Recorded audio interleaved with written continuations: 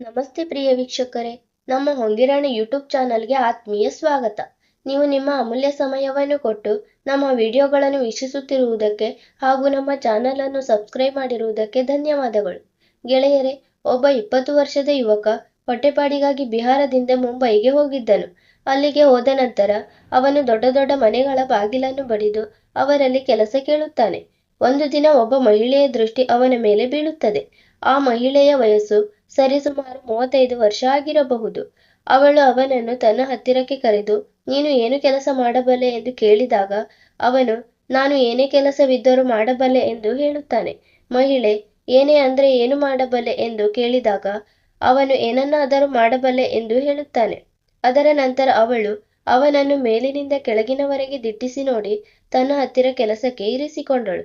ಈಗ ಗೆಳೆಯರೇ, ಆ ಹುಡುಗ ಯಾವ ರೀತಿ ಯೋಚಿಸುತ್ತಿದ್ದನೋ ಅಂತಹದೇ ಕೆಲಸ ಅವನಿಗೆ ಸಿಗುತ್ತದೆ. ಆದರೆ ಗೆಳೆಯರೇ, ಒಂದು ದಿನ ಆ ಮಹಿಳೆಯ ಒಂದು ಭಯಾನಕ ರೂಪ ಅವನ ಎದುರಿಗೆ ಬರುತ್ತದೆ. ಅದರ ಕಲ್ಪನೆಯನ್ನು ಕೂಡ ಅವನು ಎಂದೂ ಮಾಡಿರಲೇ ಇಲ್ಲ. ಇದೊಂದು ಬಹಳ ರೋಮಾಂಚಕ ಕಥೆಯಾಗಿದೆ. ಹಾಗಾದರೆ ಬನ್ನಿ, ಪೂರ್ತಿ ಕಥೆ ಈ ವಿಡಿಯೋದಲ್ಲಿ ತಿಳಿಯೋಣ. ಆದರೆ ವಿಡಿಯೋದಲ್ಲಿ ಮುಂದೆ ಹೋಗುವ ಮೊದಲು ನಮ್ಮ ವಿಡಿಯೋವನ್ನು ಲೈಕ್ ಮತ್ತು ಚಾನಲ್ ಸಬ್ಸ್ಕ್ರೈಬ್ ಖಂಡಿತ ಮಾಡಿ. ಗೆಳೆಯರೇ, ಇದೊಂದು ಬಿಹಾರದ ದರ್ಭಂಗಾದ ಸತ್ಯ ಕಥೆಯಾಗಿದೆ. ಸಾಹಿಲ್ ಎಂಬ ಹೆಸರಿನ 20 ರಿಂದ 22 ವರ್ಷದ ಈ ಯುವಕ 5 ಜನ ಮಕ್ಕಳಲ್ಲಿ ಎಲ್ಲರಿಗಿಂತ ದೊಡ್ಡವನಾಗಿದ್ದನು. ಕುಟುಂಬ ಬಹಳ ಬಡತನದಲ್ಲಿತ್ತು ಮತ್ತು ಮನೆಯ ದೊಡ್ಡ ಮಗನಾಗಿರುವ ಕಾರಣದಿಂದ ಮೆಲ್ಲಗೆ ಅವನ ಹೆಗಲ ಮೇಲೆ ಎಲ್ಲಾ ಜವಾಬ್ದಾರಿಗಳು ಬರಲಾರಂಭಿಸಿದವು. ಅದಕ್ಕಾಗಿ ಅವನು 10ನೇ ತರಗತಿಯವರೆಗೆ ಓದಿ ಆಮೇಲೆ ಓದು ಬಿಟ್ಟು ತನ್ನ ಗೆಳೆಯರ ಜೊತೆ ಮುಂಬೈನ ಜುಹು ಪ್ರದೇಶಕ್ಕೆ ಕೆಲಸಕ್ಕಾಗಿ ಬರುತ್ತಾನೆ. ಅವನ ಗೆಳೆಯರು ಮಾಡುತ್ತಿರುವ ಸೆಂಟರಿಂಗ್ ಕೆಲಸ, ಪಾಲಿಶ್ ಕೆಲಸ ಅಥವಾ ಫರ್ನಿಚರ್ ಕೆಲಸ. ಅವನು ಕೂಡ ಅವರ ಜೊತೆಯೇ ಅದೇ ಕೆಲಸ ಮಾಡಲಾರಂಭಿಸಿದನು. ಆದರೆ ಅವನಿಗೆ ಆ ಕೆಲಸ ಇಷ್ಟವಾಗುವುದಿಲ್ಲ. ಏಕೆಂದರೆ ಹಳ್ಳಿಯಲ್ಲಿ ಅವನು ಅಂತಹ ಯಾವುದೇ ಕೆಲಸ ಮಾಡಿರಲಿಲ್ಲ. ಅವನು ಕೆಲವು ದಿನ ಕೆಲಸ ಮಾಡಿದ ನಂತರ ಅನಾರೋಗ್ಯಕ್ಕೀಡಾದನು. ಆಗ ಅವನ ಗೆಳೆಯರು, ನಿನಗೆ ಮುಂಬೈನ ನೀರು ಸೇರುತ್ತಿಲ್ಲ ಎಂದು ಅನಿಸುತ್ತಿದೆ, ನೀನು ಹಳ್ಳಿಗೆ ಮರಳಿ ಹೋಗು ಎಂದು ಹೇಳಿದರು. ಆದರೆ ಅವನು ಹಳ್ಳಿಗೆ ಹೋಗಿ ಏನು ಮಾಡಲಿ, ಮನೆಯಲ್ಲಿ ಅಷ್ಟೊಂದು ಬಡತನವಿದೆ ಎಂದು ಯೋಚಿಸಿದನು. ಅದರ ನಂತರ ಅವನು ಸ್ವತಃ ಅತ್ತ ಇತ್ತ ಕೆಲಸ ಹುಡುಕಲಾರಂಭಿಸಿದನು. ಅವನು ಮುಂಬೈನ ದೊಡ್ಡ ದೊಡ್ಡ ಬಂಗಲೆಗಳನ್ನು ನೋಡಿದಾಗ ಇವುಗಳಲ್ಲೂ ಕೆಲಸ ಮಾಡುವ ಜನರು ಇರುತ್ತಾರಲ್ಲವೇ ಎಂದು ಯೋಚಿಸುತ್ತಾನೆ. ಒಂದು ವೇಳೆ ಇವುಗಳಲ್ಲಿ ಎಲ್ಲಾದರೂ ಕೆಲಸ ಸಿಕ್ಕಿದರೆ ಬಹಳ ಆರಾಮವಾಗುತ್ತದೆ ಎಂದು ಯೋಚಿಸಿ ಅವನು ದೊಡ್ಡ ದೊಡ್ಡ ಮನೆಗಳ ಬಾಗಿಲು ಬಡಿಯಲಾರಂಭಿಸುತ್ತಾನೆ. ಆದರೆ ಯಾರಾದರೂ ಬಾಗಿಲು ತೆರೆದರೂ ಅಂತಹ ಅಪರಿಚಿತ ವ್ಯಕ್ತಿಗೆ ಯಾರೂ ಕೆಲಸ ನೀಡುತ್ತಿರಲಿಲ್ಲ. ಕೆಲವು ಜನರು ಅಸಂಬದ್ಧ ಮಾತನಾಡಿ ಅವನನ್ನು ಓಡಿಸಿಬಿಡುತ್ತಿದ್ದರು. ಮತ್ತು ಹೀಗೆಯೇ ಅವನು 4-5 ದಿನಗಳವರೆಗೆ ಕೆಲಸ ಹುಡುಕುತ್ತಲೇ ಇದ್ದನು. ಒಂದು ದಿನ ಅವನು ಒಂದು ಮನೆಯ ಬಾಗಿಲನ್ನು ಬಡಿಯುತ್ತಿದ್ದನು. ಅಷ್ಟರಲ್ಲಿ ಹಿಂದಿನಿಂದ ಆ ಮನೆಯ ಒಡತಿ 35 ವರ್ಷದ ಕಲ್ಪನಾ ಎಂಬ ಮಹಿಳೆ ತನ್ನ ಕಾರ್ನಲ್ಲಿ ಬರುತ್ತಾಳೆ. ಅವಳು ಬಾಗಿಲು ಬಡಿಯುತ್ತಿರುವುದನ್ನು ನೋಡಿ ಹಾರ್ನ್ ಮಾಡುತ್ತಾಳೆ. ಅವಳು ಹಾರ್ನ್ ಮಾಡುತ್ತಿದ್ದಂತೆಯೇ ಅವನಿಗೆ ಗಾಬರಿಯಾಗುತ್ತದೆ. ಅವನು ಅಲ್ಲಿಂದ ಜಾರಿಕೊಳ್ಳಲು ಪ್ರಯತ್ನಿಸಿದನು. ಆದರೆ ಅವಳು ಅವನನ್ನ ತನ್ನ ಹತ್ತಿರ ಕರೆದು, ಇತ್ತ ಬಾ, ನೀನು ಏನು ಮಾಡುತ್ತಿದ್ದೆ, ಬಾಗಿಲು ಏಕೆ ಬಡಿಯುತ್ತಿದ್ದೆ ಎಂದು ಕೇಳಿದಳು.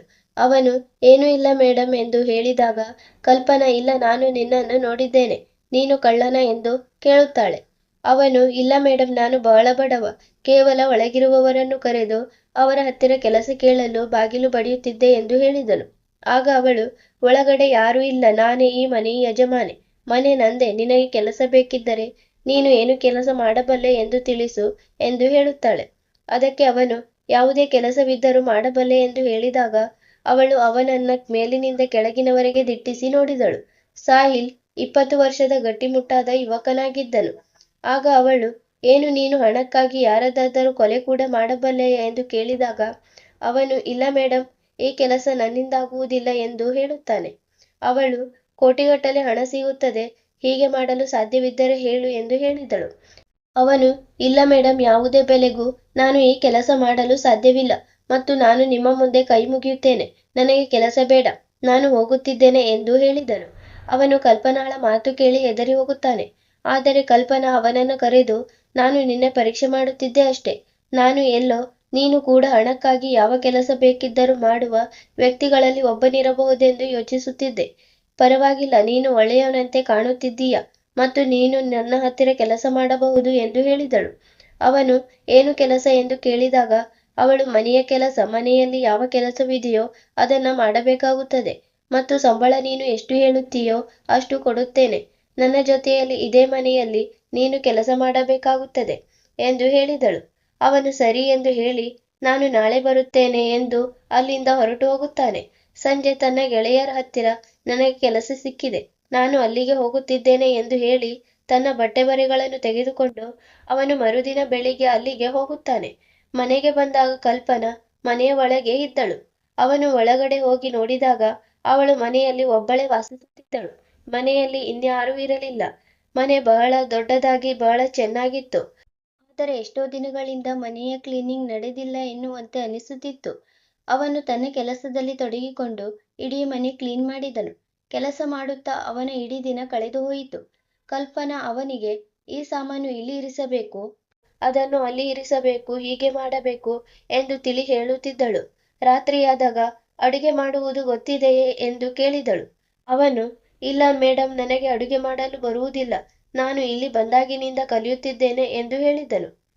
ಅವಳು ಪರವಾಗಿಲ್ಲ ನಡಿ, ನಾನು ನಿನಗೆ ಕಲಿಸಿಕೊಡುತ್ತೇನೆ ಎಂದು ಹೇಳಿ ಅವನನ್ನ ಕಿಚನ್ಗೆ ಕರೆದುಕೊಂಡು ಹೋಗಿ ಅವಳೇ ಸ್ವತಃ ಅಡುಗೆ ಮಾಡಿದಳು ಹಾಗೂ ಅವನಿಗೂ ಕಲಿಸಿಕೊಟ್ಟಳು. ಅವಳು ಅಡುಗೆ ಕೆಲಸ ಹೇಳಿಕೊಡುವುದನ್ನು ನೋಡಿ ಅವನಿಗೆ ಬಹಳ ಖುಷಿಯಾಗುತ್ತಿತ್ತು.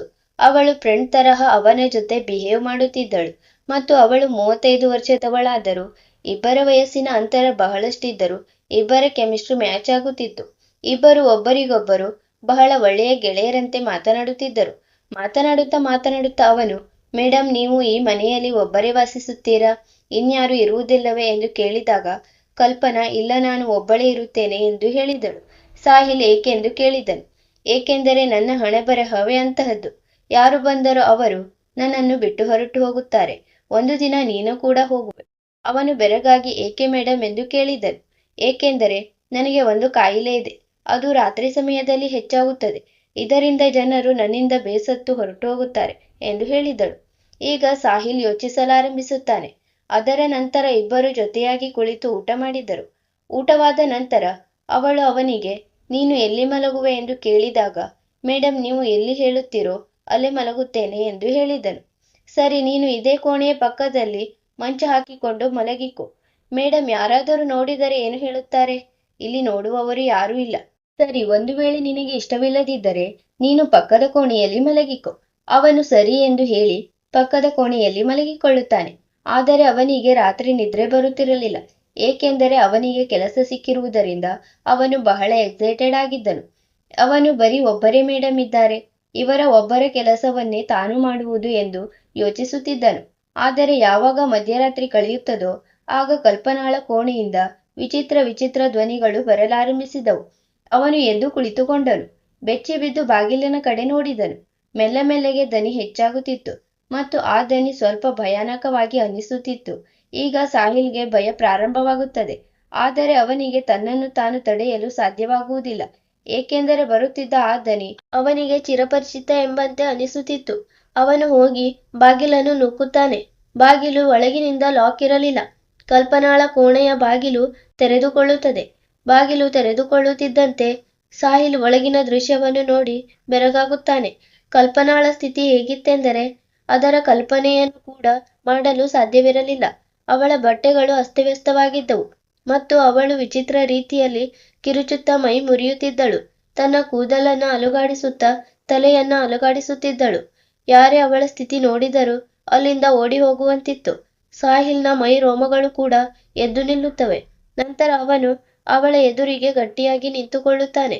ಕಲ್ಪನಾ ಅವನನ್ನು ನೋಡಿದರು ಅವಳಿಗೆ ಕಿಂಚಿತ್ತೂ ಅರಿವಿರುವುದಿಲ್ಲ ನನ್ನ ಎದುರಿಗೆ ಯಾರೋ ಬಂದು ನಿಂತಿದ್ದಾರೆಂದು. ಅವಳು ಅವನಿಗೆ ಯಾರು ನೀನು? ಈ ಮನೆಯಲ್ಲಿ ಏನು ಮಾಡುತ್ತಿದ್ದೀಯಾ?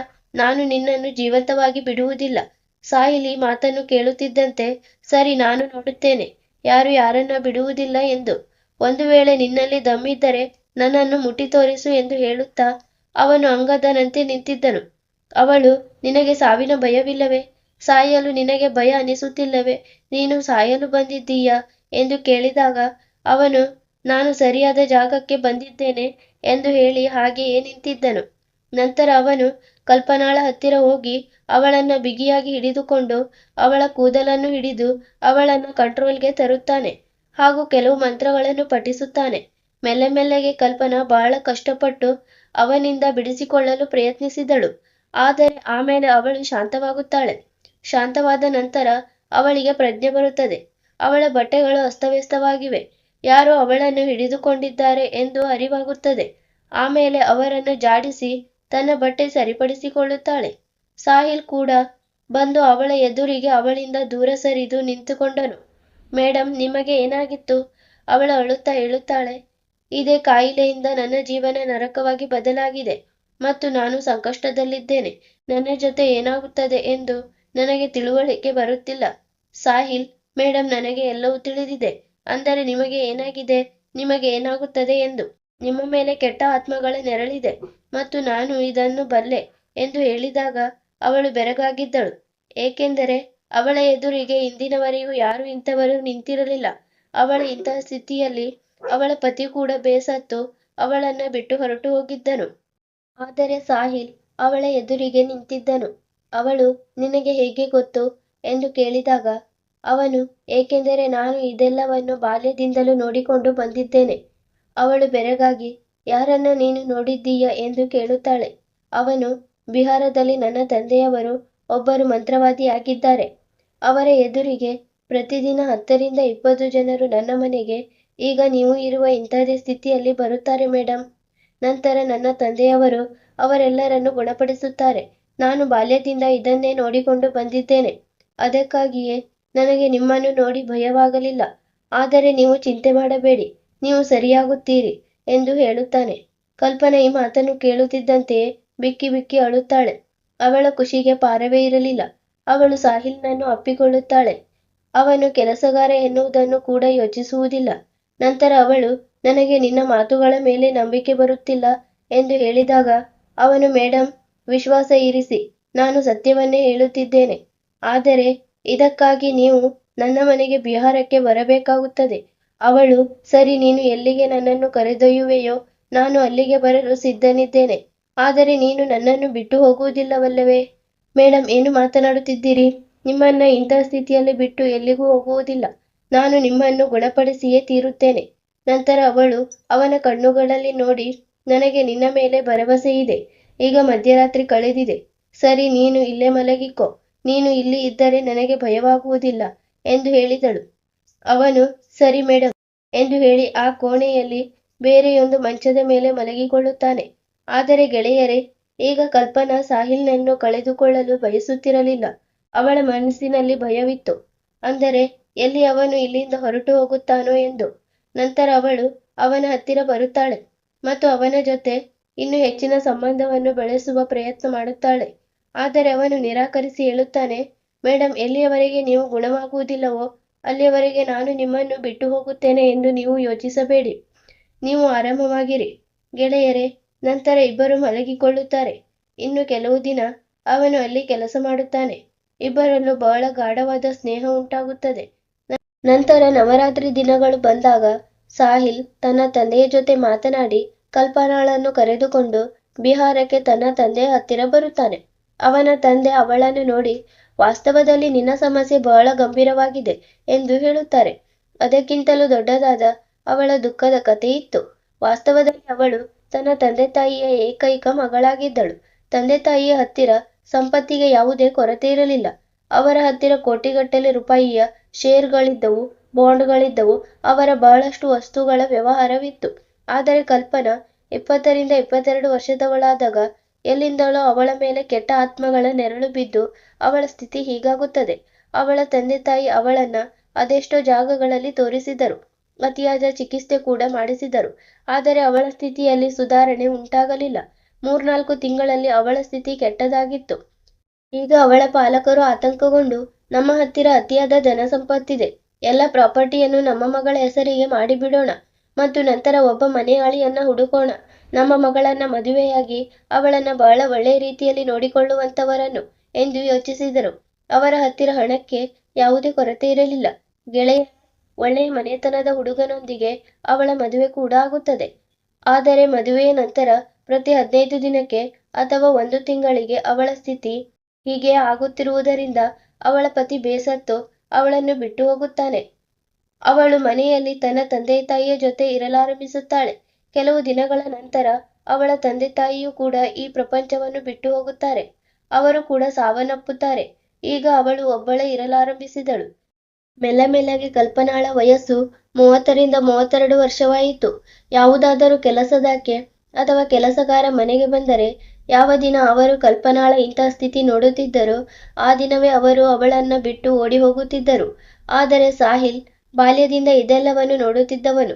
ಅವನಿಗೆ ಅರ್ಥವಾಗಿ ಬಿಡುತ್ತದೆ ಅವರನ್ನ ಹೇಗೆ ಗುಣಪಡಿಸಬೇಕು ಮತ್ತು ಮೇಡಮ್ಗೆ ಏನಾಗಿದೆ ಎಂದು. ಹೀಗಾಗಿ ಅವನು ಅವಳನ್ನು ಗಟ್ಟಿಯಾಗಿ ಹಿಡಿದುಕೊಂಡು ನಿಯಂತ್ರಿಸುತ್ತಾನೆ. ಬಟ್ಟೆಗಳು ಅಸ್ತವ್ಯಸ್ತವಾಗಿದ್ದವು. ಆದರೆ ಅವನಿಗೆ ಆ ಸಮಯದಲ್ಲಿ ಅವಳ ಶರೀರ ಕಾಣಿಸುತ್ತಿರಲಿಲ್ಲ. ಬದಲಾಗಿ ಅವಳ ಒಳಗಿದ್ದ ಆತ್ಮವನ್ನು ಮಾತ್ರ ನೋಡುತ್ತಿದ್ದನು. ಅದರ ನಂತರ ಅವಳನ್ನು ಬಿಹಾರಕ್ಕೆ ಕರೆತಂದು 15 ದಿನಗಳವರೆಗೆ ಪೂಜೆ ಪುನಸ್ಕಾರ ನಡೆಸುತ್ತಾರೆ. ಯಾವುದು ನಡೆಯಬೇಕೋ ಅದೆಲ್ಲವೂ ನಡೆಯುತ್ತದೆ. ಮಾತೆ ರಾಣಿಯ ಕೃಪೆಯಿಂದ ಕಲ್ಪನಾ ಪೂರ್ತಿಯಾಗಿ ಗುಣಮುಖಳಾಗಿ ಅವಳು ಪೂರ್ತಿ ಸರಿಯಾಗುತ್ತಾಳೆ. ಆಗ ಅವನ ತಂದೆ, ಈಗ ನೀನು ಪೂರ್ತಿ ಸರಿಯಾಗಿದ್ದೀಯ, ಈಗ ಮುಂಬೈಗೆ ಹೋಗಬಹುದು ಎಂದು ಹೇಳುತ್ತಾರೆ. ಆದರೆ ಗೆಳೆಯರೇ, ಈಗ ಹಳ್ಳಿಯವರು, ಆಸುಪಾಸಿನ ಜನರು ಅದೆಷ್ಟೋ ತರಹದ ಮಾತುಗಳನ್ನು ಆಡಲಾರಂಭಿಸುತ್ತಾರೆ. ಇವನು ಯಾವುದೋ ಹುಡುಗಿಯನ್ನು ಓಡಿಸಿಕೊಂಡು ಬಂದಿದ್ದಾನೆ, ಮರಳು ಮಾಡಿ ಕರೆತಂದಿದ್ದಾನೆ ಎಂದು ನಾನಾ ರೀತಿಯ ಮಾತುಗಳನ್ನು ಆಡಲಾರಂಭಿಸುತ್ತಾರೆ. ಆದರೆ ಗೆಳೆಯರೇ, ಸತ್ಯ ಏನೆನ್ನುವುದು ಸಾಹಿಲ್ಗೆ, ಅವನ ತಂದೆ ತಾಯಿ ಮತ್ತು ಕಲ್ಪನಾಳಿಗೆ ತಿಳಿದಿತ್ತು. ಅವರು ಮತ್ತೆ ಮುಂಬೈಗೆ ಹೊರಟು ಹೋಗುತ್ತಾರೆ. ಈಗ ಕಲ್ಪನಾ ಪೂರ್ತಿಯಾಗಿ ಗುಣವಾಗಿದ್ದಳು. ಅವಳಿಗೆ ಒಂದು ಹೊಸ ಜೀವನ ಸಿಕ್ಕಿತು. ಇಲ್ಲದಿದ್ದರೆ ಒಂದು ಕಾಲದಲ್ಲಿ ಅವಳು ಬದುಕುವ ಭರವಸೆಯನ್ನೇ ಬಿಟ್ಟಿದ್ದಳು. ಇಂತಹ ಸ್ಥಿತಿ ಉಂಟಾದಾಗ ಅವಳು ತನಗೆ ತಾನೇ ಬಹಳ ನಷ್ಟ ಉಂಟು ಮಾಡಿಕೊಳ್ಳುತ್ತಿದ್ದಳು. ಅವಳಿಗೆ ತಾನು ಇನ್ನು ಎಷ್ಟು ದಿನಗಳವರೆಗೆ ಈ ಪ್ರಪಂಚದಲ್ಲಿ ಇರುತ್ತೇನೆ ಎಂದು ತಿಳಿದಿರಲಿಲ್ಲ. ಈ ವಿಷಯದ ಬಗ್ಗೆ ಬಹಳ ನಿರಾಸೆ ಹೊಂದಿದ್ದಳು ಮತ್ತು ಅವಳು ಡಿಪ್ರೆಷನ್ನ ಮಾತ್ರೆ ಅದೆಲ್ಲವನ್ನು ನುಂಗಲಾರಂಭಿಸಿದ್ದಳು. ಆದರೆ ಈಗ ಮೆಲ್ಲಗೆ ಅವಳಿಗೆ ತಾನು ಪೂರ್ತಿಯಾಗಿ ಗುಣವಾಗಿದ್ದೇನೆ ಎಂದು ಗೊತ್ತಾಯಿತು ಮತ್ತು ಸಾಹಿಲ್ ಅವಳ ಜೊತೆ ವಾಸಿಸಲಾರಂಭಿಸುತ್ತಾನೆ. ಸಾಹಿಲ್ ಮತ್ತು ಕಲ್ಪನಾರಲ್ಲಿ ಮೆಲ್ಲಗೆ ಪ್ರೀತಿ ಉಂಟಾಗುತ್ತದೆ. ಒಂದು ಹೊಸ ಜೀವನ ಕಲ್ಪನಾಳಿಗೆ ಸಿಗುತ್ತದೆ. ಜೊತೆಗೆ ಸಾಹಿಲ್ ಕೂಡ ಬಹಳ ಖುಷಿಯಾಗುತ್ತಾನೆ. ಇಬ್ಬರಲ್ಲೂ ಸಂಬಂಧಗಳು ಬೆಳೆಯುತ್ತವೆ. ಗೆಳೆಯರೇ, ಸಾಹಿಲ್ ಬಹಳ ಬಡವನಾಗಿದ್ದನು, ಕಲ್ಪನಾ ಬಹಳ ಶ್ರೀಮಂತಳಾಗಿದ್ದಳು. ಆದರೆ ಇಬ್ಬರು ಒಂದಾದಾಗ ಇಬ್ಬರ ಕುಟುಂಬವು ಒಂದಾಯಿತು. ಸಾಹಿಲ್ನ ಕುಟುಂಬದ ಸ್ಥಿತಿಯೂ ಕೂಡ ಸುಧಾರಿಸುತ್ತದೆ. ಕಲ್ಪನಾ ಬಹಳ ಓದಿದವಳಾಗಿದ್ದರಿಂದ ಅವಳು ಪುನಃ ತನ್ನ ಕೆಲಸವನ್ನು ಮಾಡಲು ಪ್ರಾರಂಭಿಸಿ ತನ್ನ ವ್ಯವಹಾರವನ್ನು ನೋಡಿಕೊಳ್ಳಲು ಆರಂಭಿಸುತ್ತಾಳೆ ಮತ್ತು ಸಾಹಿಲ್ನನ್ನು ಕೂಡ ಅತಿಯಾಗಿ ಪ್ರೀತಿಸುತ್ತಾಳೆ. ಗೆಳೆಯರೇ, ಆಮೇಲೆ 2023ರಲ್ಲಿ ಅವಳು ಸಾಹಿಲ್ ಹತ್ತಿರ, ನಾನು ನೀನಿಲ್ಲದೆ ಇರಲು ಸಾಧ್ಯವಿಲ್ಲ, ನಾನು ನಿನ್ನನ್ನು ಮದುವೆಯಾಗಲು ಬಯಸುತ್ತೇನೆ ಎಂದು ಹೇಳಿದಾಗ ಅವನು ಕೂಡ ಖುಷಿಯಾಗಿ ಒಪ್ಪಿಕೊಳ್ಳುತ್ತಾನೆ. ಇಂದು ಇವರಿಬ್ಬರು ಬಹಳ ಖುಷಿಯಾಗಿದ್ದಾರೆ. ಇವರಿಗೊಬ್ಬಳು ಮಗಳು ಕೂಡ ಇದ್ದಾಳೆ ಮತ್ತು ಬಹಳ ವೈಭವವಾದ ಲೈಫ್ ಎಂಜಾಯ್ ಮಾಡುತ್ತಿದ್ದಾರೆ. ಹಾಗಾದರೆ ಗೆಳೆಯರೇ, ಇಂದಿನ ಕತೆ ನಿಮಗೆ ಹೇಗನಿಸಿತು ಕಮೆಂಟ್ ಮಾಡಿ ಖಂಡಿತ ತಿಳಿಸಿ. ಕತೆ ಇಷ್ಟವಾಗಿದ್ದರೆ ನಮ್ಮ ವಿಡಿಯೋವನ್ನು ಲೈಕ್ ಮತ್ತು ಚಾನಲ್ ಅನ್ನು ಸಬ್ಸ್ಕ್ರೈಬ್ ಖಂಡಿತ ಮಾಡಿ. ಕತೆ ಕೇಳಿದ್ದಕ್ಕಾಗಿ ಧನ್ಯವಾದಗಳು.